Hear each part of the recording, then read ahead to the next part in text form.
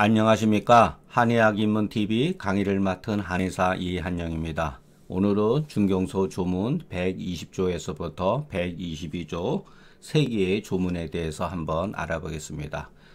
오늘은 그 소승기탕이라고 하지만 그 큰 틀에서 승기탕에 관한 어떤 그 조문에 대해서 한번 알아보겠습니다.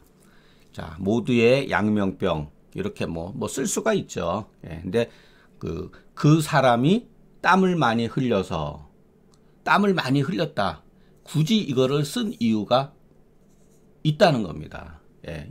그러니까 중경소 조문은 간략하지만 그 간략한 가운데 어떠한 병증이 나타나게 되는 원인들을 나름대로 기술하고 있다는 겁니다. 그러니까 이런 것은 하나의 단서가 됩니다. 이것이 이 조문에 해석하는 데 있어서 의미가 있다. 예.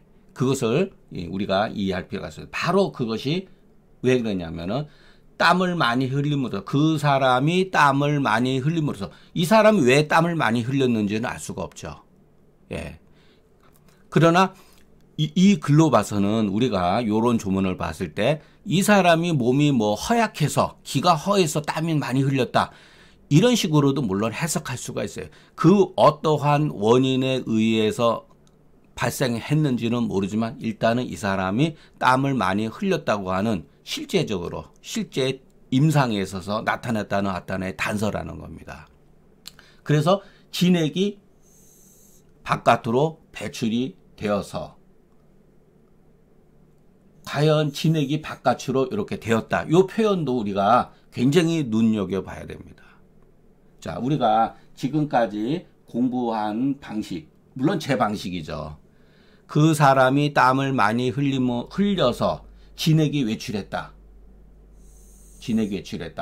그리고 또 위중이 건조하게 되면 이 조문에 대해서 우리가 의심을 해야 합니다. 저는 이 조문에서 진액 외출 위중조는 여기에서 보면 알겠지만은 정문으로 취급을 하지 않은 거예요. 이것은 일종의 여러분 이거 가만히 생각을 해보면은 이것은 뭐냐면은 병리 기전이다. 병리에 관한 거다. 병리 또는 병인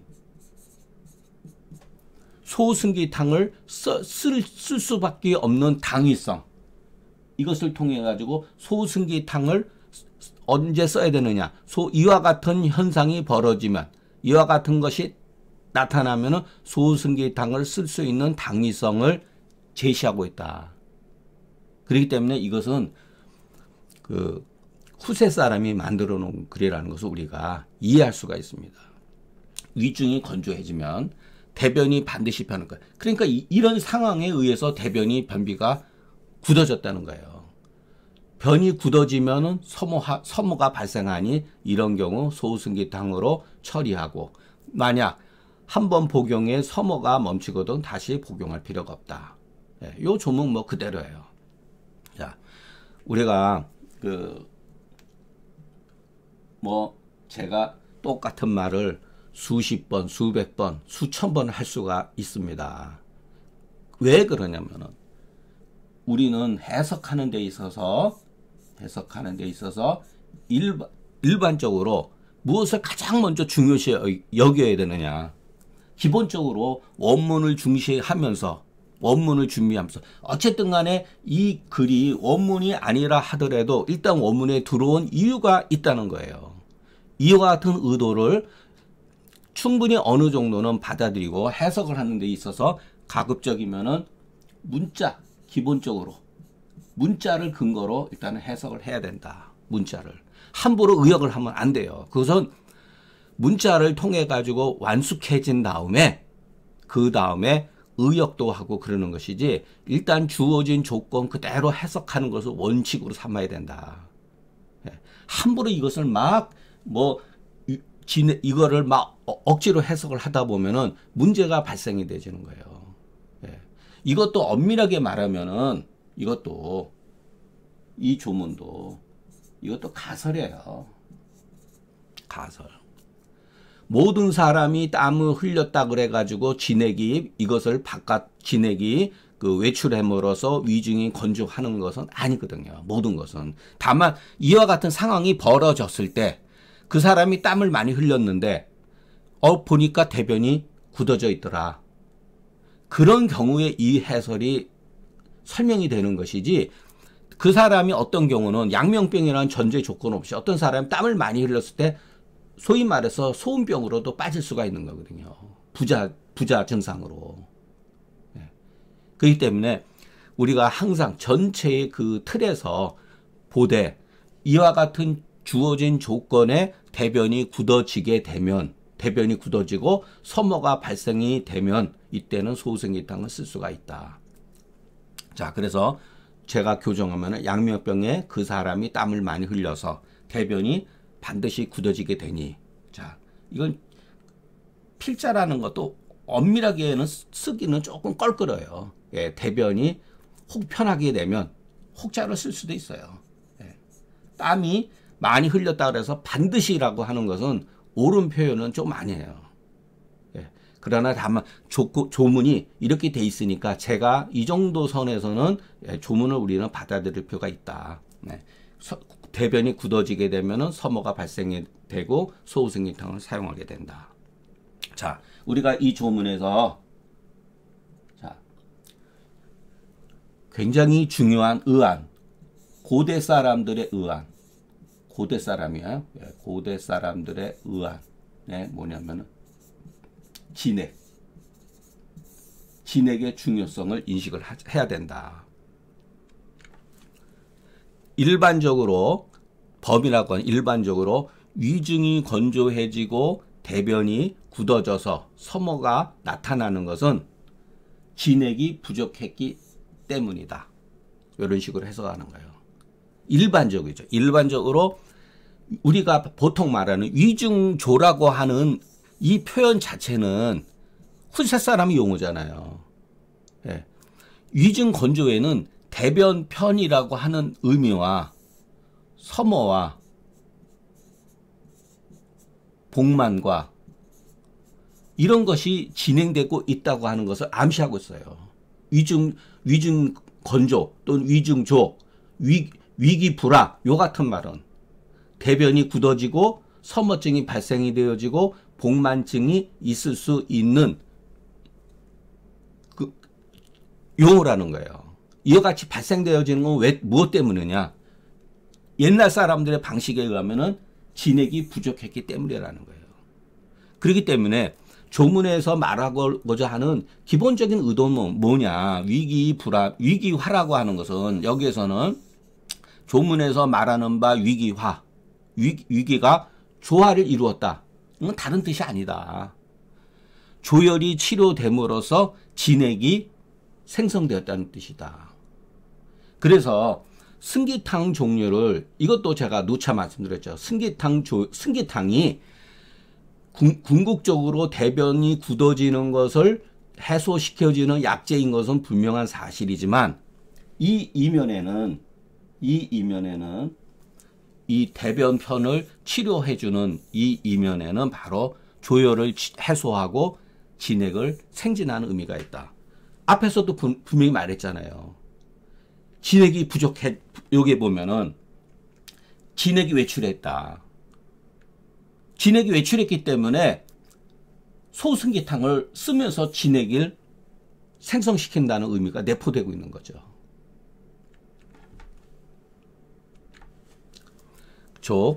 조혈이 너무 심하되, 조혈이 이미 심호되, 이미 단서예요. 예, 이미 심한 상태에서 서모하고 복만하나 대변이 아직 굳지 아니하면은 이런 상태에서는 백호탕이나 시호탕을 쓸 수가 있어요. 처방에 보면 나와 있잖아요. 이런 것들이. 예. 그러니까 대변이라고 하는 건 일종의 이 대변이 굳고 안 굳고 대변의 그 이 분리, 이 분리는 이런 상태에서는 이 병기의 의미를 가지고 있는 거예요. 그래서 항상 대변이 굳었느냐 굳지 않느냐를 물어봐야 되는 거예요.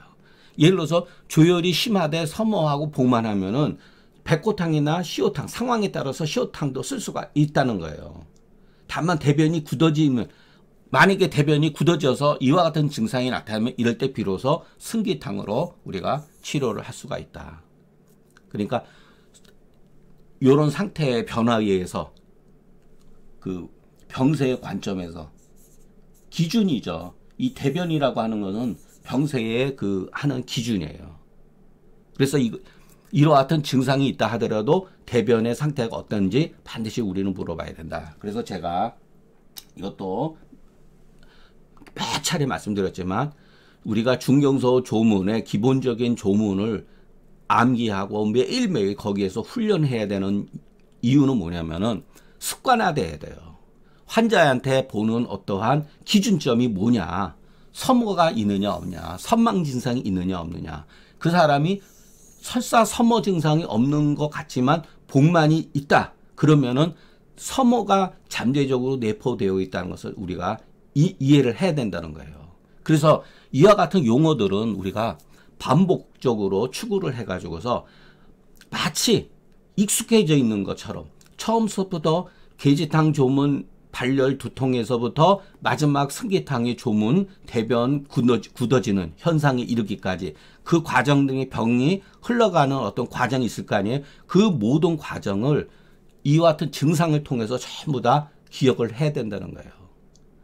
이런 것들이 전부 다 병위를 나타내고 병성을 나타내고 병독을 나타낸다는 거죠.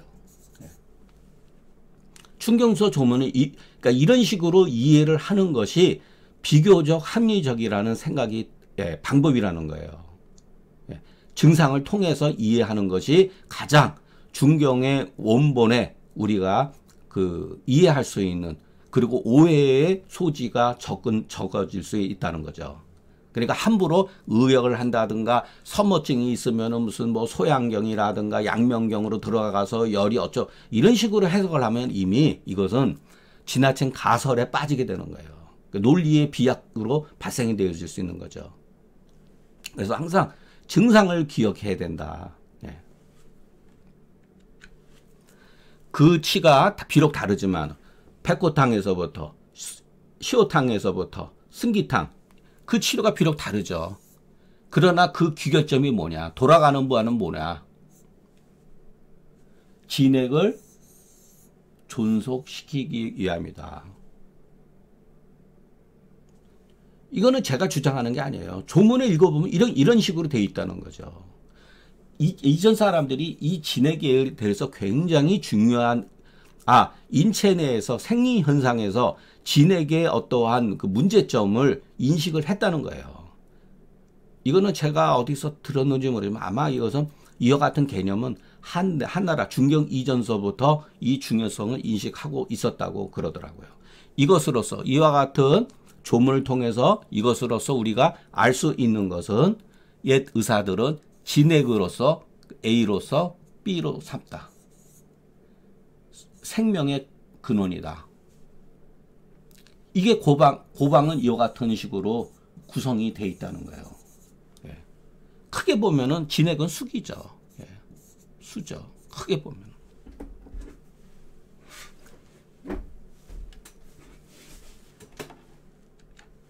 자, 다음 조문.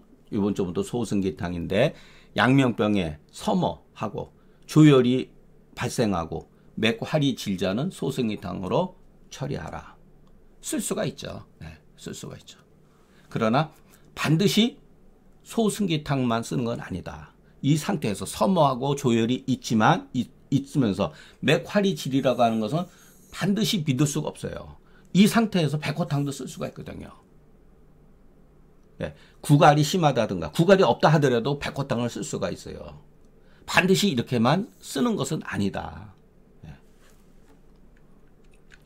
자, 조열, 서머, 맥지에 대승기탕으로 다른 조문에서는 주지한다. 이렇게 돼 있어요. 맥지라고 우리가 열이 있으면은 맥이 보통 활하고 기내야 되잖아요. 맥이 지한 경우도 있잖아요. 그래서 맥만 가지고 서머 조열을 무시하고 맥지만 가지고 판단하면은 우리가 환자를 진찰할 때 맥부터 일단은 보잖아요. 맥이 딱 가라앉다. 맥지라고 하는 것은 맥이 약하다고 하는 뜻이 약간 내포되어 있어요. 그렇게 우리가 오해할 수가 있잖아요. 맥이 아주 느리고 잘 잡히지 않고 그러는 경우. 맥미약과 맥지를 우리가 어떻게 구분하냐 말이에요. 그래서 맥만 가지고 구분하는 게 아니라 반드시 이 맥지의 전제 조건이 조열과 섬어가 있을 때는 대승기탕. 이것은 열이 잠복되어 있는 거죠. 이런 경우 훨씬 더 많다는 거예요.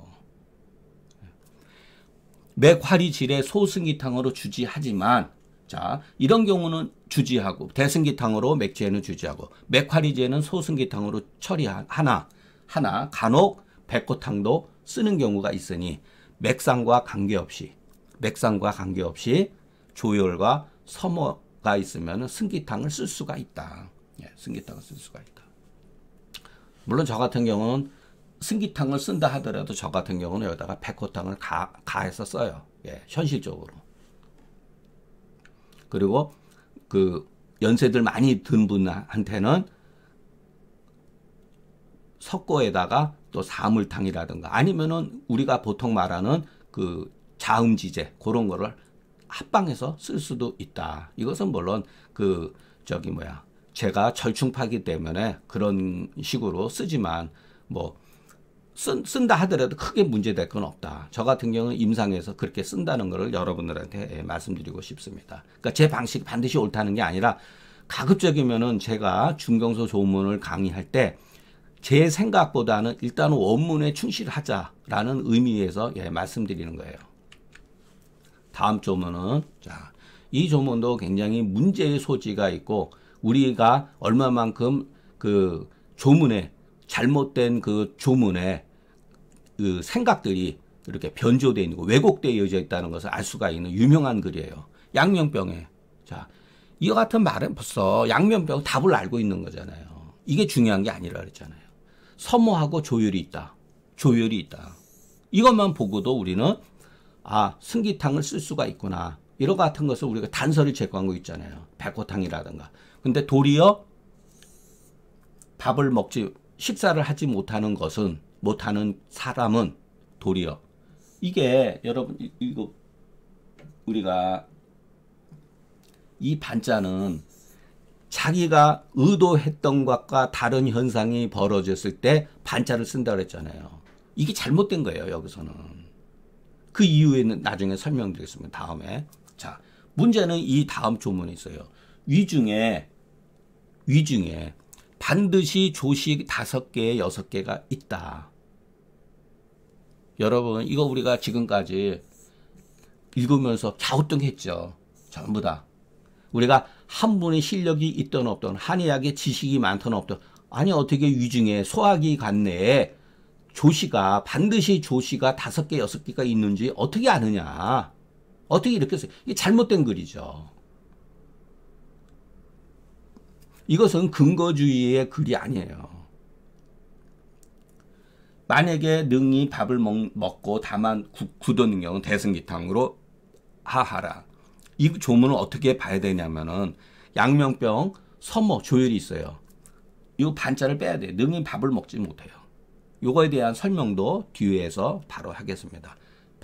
능히 밥을 먹지 못하는, 식사를 하지 못하는 경우에 대승기탕으로 치료하였더니 이에 조시 5, 6매가 배출되었다. 이렇게 보는 게 오히려 합리적인 거예요. 조시가 없다고 하는 게 아니라 승기탕을 쓰고 나서 결과적으로 조시 5, 6매가 배출이 되었다. 이렇게 글을 써야지 위중에 반드시 조시 5, 6매가 있다는 거예요. 이것을 왜 썼겠어요? 조시가 있기 때문에 능히 식사를 하지 못했다고 하는 것을 의원이 강조하고 있는 거예요. 잘못하면 이것은 오해의 소지가 있는 거예요. 이 조문은. 그럼 우리가 어떤 식으로 이해를 해야 되느냐. 섬어하고 조열이 있게 되면 일반적으로 식사를 못해요. 열이 있으면. 여러분 다 우리가 경험했잖아요.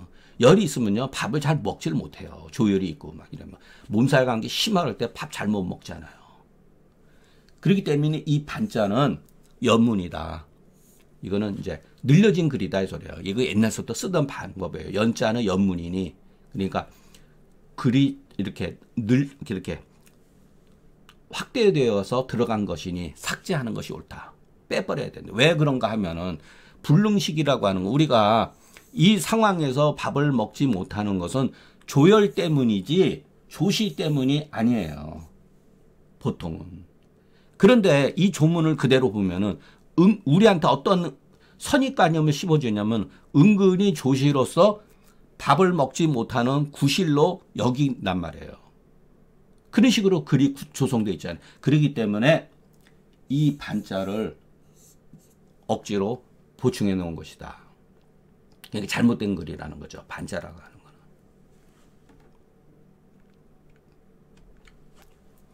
설령, 자, 조문의 뜻이 설령 맞다 하더라도 조시로서, 그 뭐냐면 조시로서, 그 조시로서 식사를 우리가 하지 못할지라도, 조시라고 하는 건 결국 조율이잖아요. 그죠? 그러나 조시 때문에 마치 조문에는 조시가 우리의 소화기 내에 어느 정도 차이 있기 때문에 밥을 먹지 못한다. 그것 때문에 이런 뜻을 내포하고 있죠.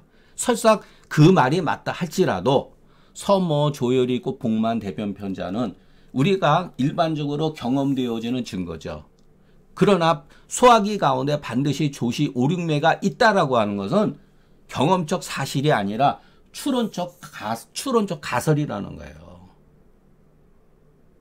이것을 우리가 이해를 해야 돼요. 우리가 조문 가운데 누구든지 경험되어지는 사실이냐, 증거냐, 아니면 이와 같은 현상을 통해 가지고 이것이 있을 수 있다고 하는 추론적인 것이냐. 그러니까 이 말이 설사 틀리지 않죠. 그러나 이것을 통해서 서모와 조열과 복만, 대변편과 불능식을 통해서 우리가 이 사람이 조시가 있을 수 있구나 라고 하고 추론적으로 이해하는 거죠. 자, 그러면은 우리가 어떤 분은 우리 몸에는 숙변이라는 게 없다. 이런 식으로 현대에서 증거가 됐는데 이 말은 틀린 말은 아니에요. 우리 몸에 자기 변도 잘 못 보고 그러는데도 보면은 숙변이 쌓여 있어야 되잖아요. 변이 묵은 변이죠. 숙변이라고 하는 거는 묵은 변이 쌓여 있어야 되잖아요. 근데 실질적으로 보면은 변이 없다는 거예요. 숙변이. 그렇기 때문에 어떻게 보면은 이 말은 그러면 승기탕은 잘못된 거다. 이렇게 생각하시면 안 된다는 거예요. 자, 앞서서도 말씀드렸지만 양명병이라는 게 뭐냐? 양명병이라는 게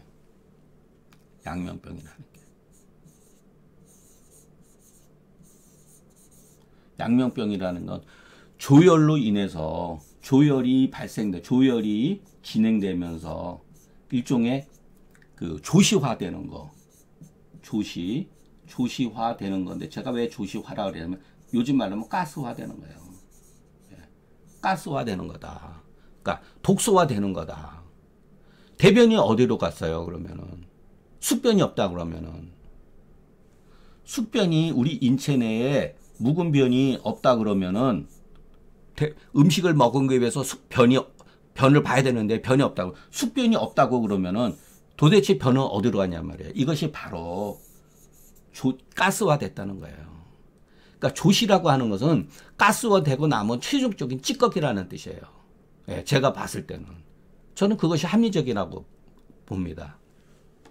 그래서 이 과정을 우리가 이해를 해야 된다. 숙변이라는 게 없다고 하지만은 없는 것은 바로 대변이 예를 들어서 그 정상적인 분변이 이렇게 두꺼우면은 조시라는 건 이렇게 동글동글한 거 아니에요. 아니면 이렇게 염소똥처럼 이렇게 길게 나오기도 하고.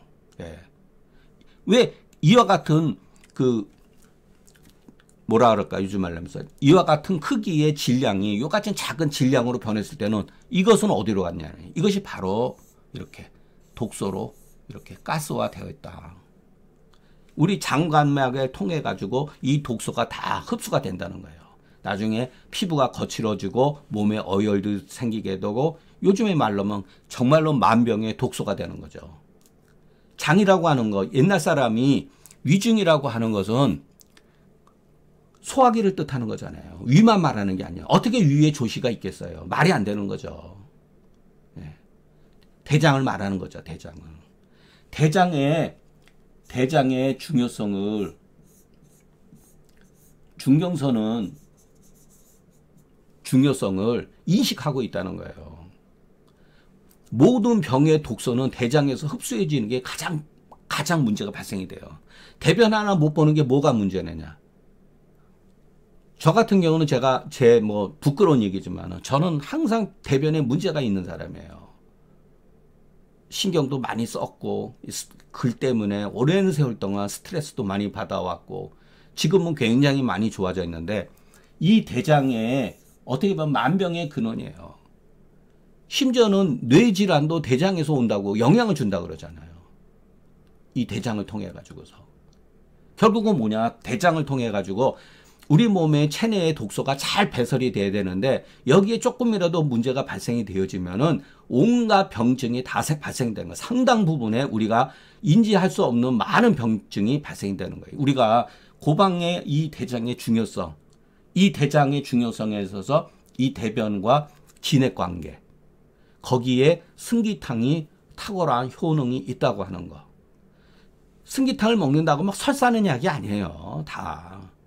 저 같은 경우는 승기탕 먹어서 설사를 안 해요. 대변이 오히려 잘 보는 정도지. 대변을 보고 나서 대변 끝에서는 풀어지는 경우는 있어요. 약을 많이 먹었을 때는.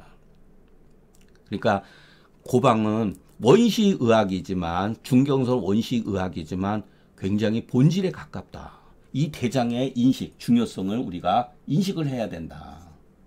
대장의 중요성. 조문의 뜻은 말하고자 하는 다른 뜻이 아니다. 서모와 조혈이 있고 밥을 먹지 못하는 경우에 승기탕을 주지하니 승기탕 써보니까 조시 오륙매가 배출되었다. 이거는 승기탕을 먹지 않아도 저 같은 경우 어느 때에는 이런 증상이 있는데 복만증이 있고 불능식까지는 아니어도 복만이 있으면은 불능식하게 돼요. 가스가 찬단 말이에요. 그럴 경우 승기탕을 먹지 않아도 이렇게 조시가 4-5개, 서너 개가 배출되는 경우가 있다는 거예요. 그래서 이것도 경험적 사실이에요. 결과적으로 경험적인 거죠. 이거는. 이에 문을 바꿔서 위중에 반드시 조시 오륙매가 있다라고 이렇게 쓴 거라는 거죠. 만약에 그렇지 않다면 위중에 이와 같은 경험하지 않고 위중에 사전에 어떻게 조시 오륙매가 있다는 것을 알겠는가. 이것은 전도된 글이다. 그래서 우리가 조시 오륙매가 있다고 하는 이것이 중요한 게 아니라 이것은 이미 대장에서 이 분변이 정상적인 대변이 조시로 변하면서 가스화되어 있다. 독소화되어 있다. 독소.